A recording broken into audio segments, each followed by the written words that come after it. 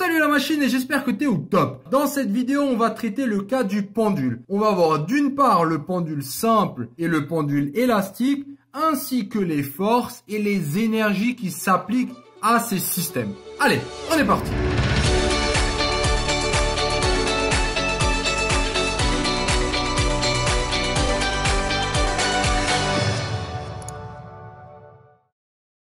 Les pendules, avant de les traiter formellement, imagine-toi un cas dans la vie où tu as un pendule. Voilà, parfait exemple. Alors, ça c'est ce qu'on appelle justement un pendule simple. Alors le pendule simple, c'est quoi? Mais il est accroché quelque part en haut sur un mur et il a un fil d'une certaine distance. Là, on dit que c'est distance L. Alors la masse de ce fil, elle est tout le temps négligée. En plus de ça, donc au bout du fil, on va avoir quelque chose, un objet. Hein, ça peut être un caillou, ça peut être n'importe quoi. Alors cet objet, du coup, il va être soumis à quelle force? C'est la grande question. Donc, comme d'habitude, vu qu'on est sur Terre, on a le poids qui va vers le bas. Et vu que maintenant c'est un pendule, on a la nouvelle force hein, qui va être justement la force de tension. On appelle ça, souvent, on note ça T, comme force de tension. Et si il est en mouvement, le truc, c'est-à-dire que là, tu as un mouvement circulaire, alors tu vas avoir une force contre, comme d'habitude, hein, celle des frottements de l'air. Donc ça, c'est les forces hein, de manière générale. Alors, première chose à connaître, c'est qu'un pendule, ça a un mouvement périodique. Tu vois, ça va faire bim, bim, bim. Donc, ce qui est intéressant, c'est la période d'oscillation. Donc, une oscillation, c'est voum, voum. Un aller-retour, combien de temps il lui faut? Pour ça, on a une formule hein, pour les qui fonctionne d'ailleurs pour les petites oscillations. Petites oscillations, ça veut dire que θ, mon angle d'ouverture, il est petit. Il doit être petit. Hein, on ne va pas commencer à balancer comme des fous. Application directe à partir de cette formule. Si maintenant moi je te donne la période d'oscillation, une question, ça peut être quoi? Déterminer la longueur. Alors pourquoi ça a du sens de déterminer la longueur du fil? Parce que regarde, L, c'est la longueur du fil. Si je te donne l'oscillation, t'as T. 2π, c'est une constante, et G, bah ouais, c'est la constante de la gravitation. C'est 10 ou 9,81 selon les exercices. Donc, ça a du sens d'isoler L. Comment on fait? Pour isoler L, bah, il suffit d'enlever cette racine. Donc, tout d'abord, je vais tout mettre au carré. Donc, j'ai T au carré est égal à 4π au carré fois L sur G. Donc, j'ai ça. Et pour isoler L, ben, il suffit de passer G de l'autre côté. Donc, j'ai T carré fois G, comme tu peux voir là, divisé par 4π au carré. Bon, voilà. Ça, c'est juste au niveau des forces. Alors, T, tu peux aussi t'imaginer, donc ça c'est assez logique, hein, que c'est selon le fil, hein, le long du fil. Alors, je vais juste te rendre attentive à une chose qui va être très important, c'est que là, le mouvement, c'est bien circulaire. Et T est sur le rayon, donc il va être perpendiculaire au mouvement. Et ça, c'est très important, parce que maintenant, on va parler d'énergie. Énergie. Regarde, premier grand rappel, hein, c'est on ne va plus considérer les forces de frottement, parce que les forces de frottement ne sont pas des forces conservatives. Du coup, l'énergie mécanique ne serait pas conservée si on parle encore de frottement. Donc là, on enlève les frottements, et l'énergie mécanique va être conservée. Pourquoi ? Et ça, c'est intéressant. Parce que il faut faire d'abord sur quelle force s'applique encore sur ce pendule. D'une part, on a le poids. Le poids, on sait que c'est une énergie, donc c'est l'énergie potentielle de pesanteur. Donc on sait que c'est une force conservative. Donc ça, c'est la première. Après, tu vas me dire, ah, mais il y a aussi T. T, il y a aussi peut-être un travail sur le pendule. Tu vois, il y a peut-être aussi un travail de T, de la force T sur le pendule. Et c'est ça qui est très, très, très important à comprendre dans ce chapitre. C'est ce que je viens de te dire. C'est que, en fait, T, il est perpendiculaire au mouvement. Tu vois, là, j'ai pris le mouvement en ce point-là. Si maintenant, j'ouvre l'oscillation ici, hein, je mets la boule ici, je vais être ici. Donc, je vais tracer le rayon, si tu veux, il va être là. Et, encore une fois, le mouvement sera perpendiculaire au rayon. Tout ça pour dire quoi? Tout ça pour dire que le travail oméga, on va dire sur AB, de T Par définition, c'est quoi? Allez, la définition du travail, c'est quoi? C'est T scalaire AB. Hein, donc, c'est en vecteur. Et un scalaire, si T, il est constamment perpendiculaire à AB, tu vois, si un poids, donc si tu as une force qui est derrière là, donc un déplacement qui est derrière là, et que tu as quelque chose, une force qui travaille comme ça, elle n'intervient pas d'un point de vue de travail. Donc le travail du fil sera toujours nul. Comprends bien, parce que j'ai tout le temps pi sur 2. Donc pi sur 2, 90 degrés. Donc c'est pour ça qu'on va parler d'énergie. Tu peux dire, oh mais attends, il est où ce fil? Il part où ce fil? Ben, ce fil, il n'est pas dans l'équation de l'énergie. Donc l'énergie mécanique, comme d'habitude, ce sera l'énergie cinétique plus l'énergie potentielle de pesanteur. Vu que on a plus de frottement, donc c'est des énergies, c'est des forces conservatrices, on va se retrouver avec l'énergie cinétique et l'énergie potentielle de pesanteur. Le fil a disparu parce qu'on a quelque chose de perpendiculaire. Ça, c'est vraiment le truc à comprendre, en fait. Ensuite, si je le dessine là-dessus, si j'ai, alors maintenant, on va parler de la conservation de l'énergie mécanique. Concrètement, qu'est-ce qu'il faut comprendre, hein? J'ai fait un exercice papa de machine là-dessus. Donc, si tu ne l'as pas fait, je te conseille de le faire. Mais au cas où, ce qu'il faut comprendre avec l'énergie mécanique, s'il y a conservation, ça veut dire que l'énergie mécanique, en tout point, pour tout T dans ce mouvement, elle est la même. En tout T. Alors, regarde, l'expérience, c'est la suivante. Ici, je considère qu'on est à l'arrêt. Donc, T, il est égal à 0. Je lâche le pendule et j'actionne le chrono. Donc, quand j'arrive en bas, j'appelle ça, allez, TE, comme équilibre.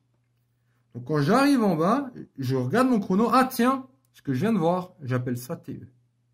Donc, quelle est la distance ici, hein, juste au cas où, c'est bien L. Parce que ce fil, s'il est tendu jusqu'en bas, c'est L. Donc, maintenant, il y a deux moments qui nous intéressent. J'ai le moment initial, quand c'est à l'arrêt, et là, quand c'est ce que j'appelle à l'équilibre. Au niveau des énergies, on a l'énergie cinétique et l'énergie potentielle de pesanteur. Rappel des formules. L'énergie cinétique, c'est égal à quoi? L'énergie cinétique, c'est égal à 1 demi de mv carré. Ça, c'est l'énergie cinétique. Avec m, la masse, là, de lui, là, et v, sa vitesse. L'énergie potentielle de pesanteur, c'est mgh. mgh. Alors, le 0, il est ici. Je l'ai positionné ici. Donc, si j'applique ça maintenant, la conservation me dit une chose, me dit que l'énergie mécanique au point 0, c'est la même que l'énergie mécanique au point d'équilibre, au moment, je dis bien. Donc ici, je vais avoir 1 demi de mv carré, hein, donc je vais avoir l'énergie mécanique, hein, tout le temps, c'est égal à 1 demi de mv carré plus mgh. Maintenant, on va l'appliquer une fois ici. Qu'est-ce qu'on peut dire au niveau de la vitesse en ce point? Ben, la vitesse est nulle, parce que le truc est à l'arrêt. Donc, il n'y a pas de vitesse. Et au niveau de la hauteur, c'est quoi la hauteur? La hauteur, ça va être ce que j'appelle h. C'est de 0 jusqu'à là, c'est h. Et ici, qu'est-ce qu'on peut dire? Ben, il y a une vitesse qu'on ne connaît pas. D'ailleurs, c'est celle qui nous intéresse. Mais en tout cas, au niveau de la hauteur, on peut dire que la hauteur ici, elle est quoi? Elle est nulle. Donc, une chose très simple déjà, c'est que si j'écris la formule de l'énergie mécanique, je sais que la vitesse, au début, elle est nulle. Et je sais que la hauteur, à l'équilibre, hein, donc quand le pendule il est ici, elle est 0. Donc j'ai déjà ces deux choses qui s'annulent. Maintenant, à partir de l'énoncé, comment je ferai pour déterminer la vitesse en ce point? Parce que ça m'intéresse. Comment je fais? Allez, donc pour faire ça, on va commencer juste par réécrire ça de manière un tout petit peu plus visuelle. Regarde. Moi, je cherche, j'appelle ça H0 ou BC, comme tu le souhaites.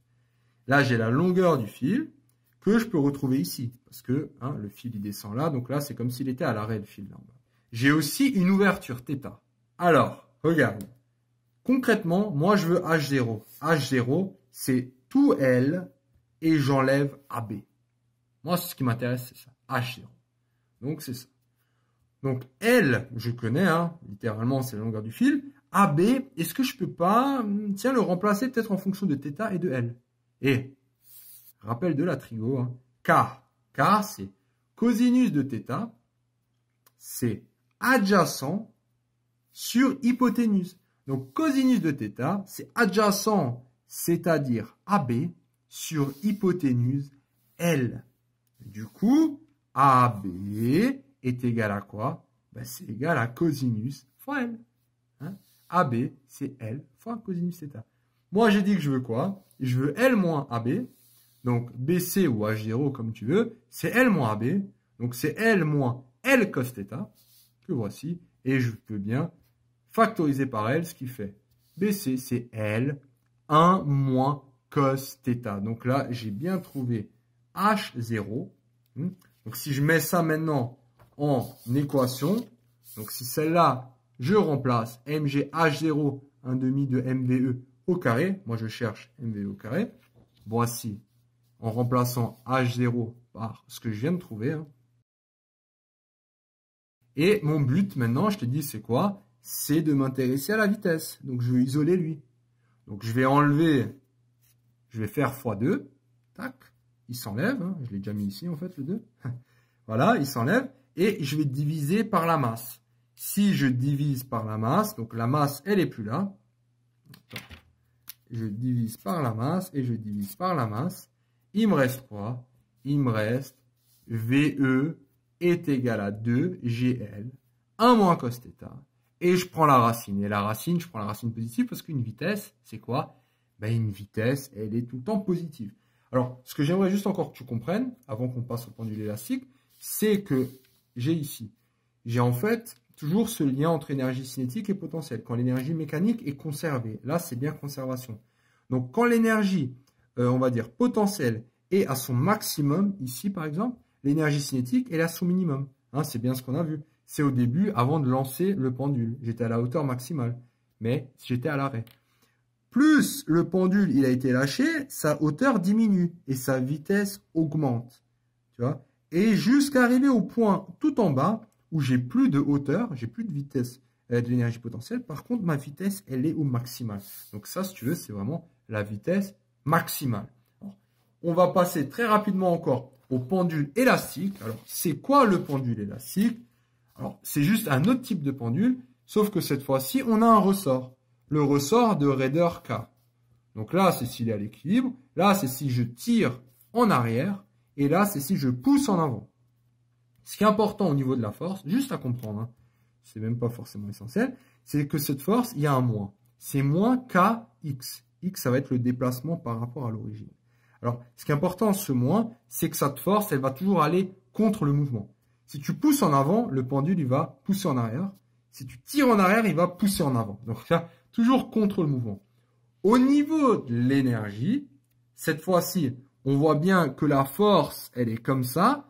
Et le mouvement, hein, je veux dire, la force, elle est bien selon X. Et le mouvement, il est aussi comme ça. Donc, tu vois bien que cette fois-ci, on a une énergie potentielle. Donc, on a une énergie, on a un travail. Donc, forcément, on a une énergie qui se transmet. Cette énergie, c'est 1/2 kx au carré. Avec x, le déplacement. Par exemple, de 0 à là, ça, on peut voir ça comme x. Encore une fois, si on néglige les frottements dans ce système, il s'agit d'une énergie potentielle élastique. Ça veut dire qu'on s'en fout du chemin. Ce qui nous intéresse, c'est le début à la fin. Par contre, petit rappel final, avec le frottement, ça veut tout simplement dire que l'énergie mécanique ne sera plus conservée, donc elle va descendre, et en même temps, l'énergie cinétique et l'énergie potentielle va aussi diminuer. Pourquoi? Parce que quand il y a frottement, il y a dissipation de l'énergie. Imagine-toi ce truc qui bouge très vite. Bah, ce truc qui bouge très vite, c'est comme si tu frottes ton doigt, tu vois, là, il est déjà chaud. Donc, il y a justement de la chaleur. Et la chaleur, c'est une dissipation de l'énergie. Je t'ai déjà expliqué plein de fois, mais une chaleur, d'un point de vue microscopique, ce qui se passe, c'est que plein de molécules s'agitent, elles bougent, elles se frappent dedans. Donc, il y a déplacement, il y a force, donc il y a travail. Qui dit travail, qui dit énergie. Donc, il y a un travail en plus. Cette différence, à chaque fois, ça va être le frottement. Voilà ce qu'il faut comprendre au niveau du pendule élastique et simple. Félicitations d'être arrivé jusqu'au bout de cette vidéo. Cette vidéo t'a plu? Ça tombe bien, il y en a encore. Sur matrix.fr, tu peux non seulement télécharger le résumé de cette vidéo, mais aussi retrouver tout ton programme avec plein d'exercices corrigés étape par étape. Tu peux aussi défier tes amis dans des jeux et te mesurer à la communauté Matrix pour gagner un cadeau tous les mois. On se retrouve sur matrix.fr.